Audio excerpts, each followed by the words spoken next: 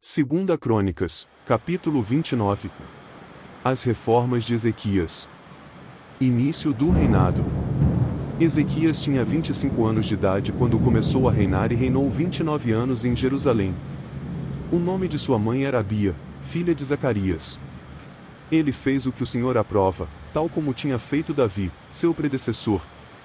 Reabertura e purificação do templo. No primeiro mês do primeiro ano de seu reinado, Ezequias reabriu as portas do templo do Senhor e as consertou. Convocou os sacerdotes e os levitas, reuniu-os na praça que fica no lado leste e disse: Escutem-me, levitas. Consagrem-se agora e consagrem o templo do Senhor, o Deus dos seus antepassados. Retirem tudo o que é impuro do santuário. Nossos pais foram infiéis, fizeram o que o Senhor, o nosso Deus, reprova e o abandonaram. Desviaram o rosto do local da habitação do Senhor e deram-lhe as costas. Também fecharam as portas do pórtico e apagaram as lâmpadas. Não queimaram incenso nem apresentaram holocausto no santuário para o Deus de Israel. Por isso a ira do Senhor caiu sobre Judá e sobre Jerusalém, e ele fez deles objeto de espanto, horror e zombaria, conforme vocês podem ver com os seus próprios olhos. Por isso os nossos pais caíram à espada e os nossos filhos, as nossas filhas e as nossas mulheres foram levados como prisioneiros. Pretendo, pois, agora fazer uma aliança com o Senhor, o Deus de Israel, para que o fogo da sua ira se afaste de nós. Meus filhos, não sejam negligentes agora, pois o Senhor os escolheu para estarem diante dele e o servirem, para ministrarem perante ele e queimarem incenso. Trabalho dos levitas e sacerdotes. Então, estes levitas puseram-se a trabalhar. Descendentes de Coate, Maate, filho de Amazai, e Joel, filho de Azarias. Descendentes de Merari, Quis, filho de Abdi, e Azarias, filho de Jealelel. Descendentes de Gerson, Joá, filho de Zima, e Éden, filho de Joá. Descendentes de Elisafã, Sinri e Jeuel. Descendentes de Asafes, Acarias e Matanias. Descendentes de Emã, Jeuel e Simei. Descendentes de Jedutum, Semaías e Uziel. Tendo reunido e consagrado os seus parentes, os levitas foram purificar o templo do Senhor, conforme o rei havia ordenado, em obediência à palavra do Senhor.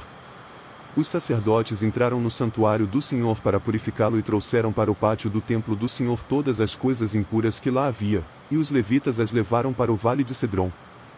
Consagração do templo. Começaram a consagração no primeiro dia do primeiro mês e no oitavo dia chegaram ao pórtico do Senhor. Durante mais 8 dias consagraram o templo do Senhor propriamente dito, terminando tudo no 16º dia. Depois foram falar com o rei Ezequias e lhe relataram: Purificamos todo o templo do Senhor, o altar dos holocaustos e a mesa do pão consagrado, ambos com todos os seus utensílios. Preparamos e consagramos todos os utensílios que o rei Acais, em sua infidelidade, retirou durante o seu reinado. Eles estão em frente ao altar do Senhor. Restabelecimento do culto. Cedo, na manhã seguinte, o rei Ezequias reuniu os líderes da cidade e, juntos, subiram ao templo do Senhor, levando 7 novilhos, 7 carneiros, 7 cordeiros e 7 bodes como oferta pelo pecado, em favor da realeza, do santuário e de Judá. O rei ordenou que os sacerdotes, descendentes de Arão, sacrificassem os animais no altar do Senhor. Então os sacerdotes abateram os novilhos e aspergiram o sangue sobre o altar. Em seguida, fizeram o mesmo com os carneiros e com os cordeiros. Depois, os bodes para oferta pelo pecado foram levados para diante do rei e da assembleia, que impuseram as mãos sobre eles. Os sacerdotes abateram os bodes e apresentaram o sangue sobre o altar como oferta pelo pecado, para fazer propiciação por todo Israel, pois era em favor de todo Israel que o rei havia ordenado o holocausto e a oferta pelo pecado. Louvor e adoração. O rei posicionou os levitas no templo do Senhor, com símbolos, liras e harpas, segundo a prescrição de Davi, de Gade, vidente do rei, e do profeta Natã, e isso foi ordenado pelo Senhor, por meio de seus profetas. Assim os levitas ficaram em pé, preparados com os instrumentos de Davi, e os sacerdotes com as cornetas. Então Ezequias ordenou que sacrificassem o holocausto sobre o altar.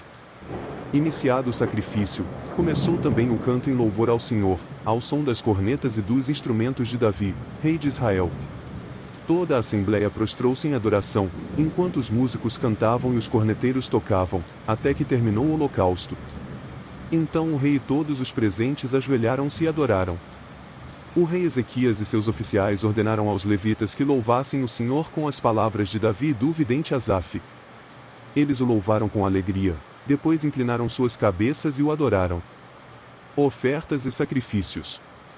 Disse então Ezequias: agora que vocês se dedicaram ao Senhor, tragam sacrifícios e ofertas de gratidão ao templo do Senhor.